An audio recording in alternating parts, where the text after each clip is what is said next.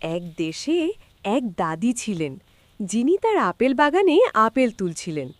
হঠাৎ তার নজর কাড়ল একটি চকচকে সোনালি রঙের আপেল।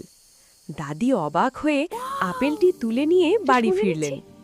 দাদি যখন আপেলটি মাটিতে রোপণ করলেন, মুহূর্তের মধ্যেই সেটি এক বিশাল গাছে পরিণত হল।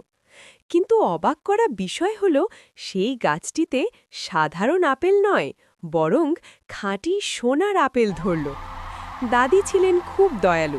তিনি সেই সোনার আপেলগুলো বিক্রি করে গ্রামের অসহায় মানুষদের সাহায্য করতে শুরু করলেন। কিন্তু লোভী মানুষের নজর থেকে সেই গাছটি রক্ষা পেল না। একদিন দুই ডাকাত এসে গাছটি কেটে নিয়ে পালিয়ে গেল।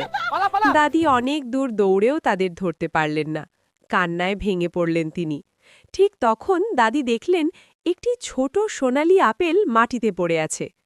হঠাৎ সেই আপেলটি মানুষের মতো কথা বলে উঠল। আপেলটি বলল, দাদি, তুমি কেঁদো না। যারা এই ভিডিওটি দেখছে তারা যদি এই চ্যানেলটিকে সাবস্ক্রাইব এবং ভিডিওটিতে একটি লাইক দেয়, তবে আমি আবারও সেই বিশাল সোনার আপেল গাছ হয়ে উঠব।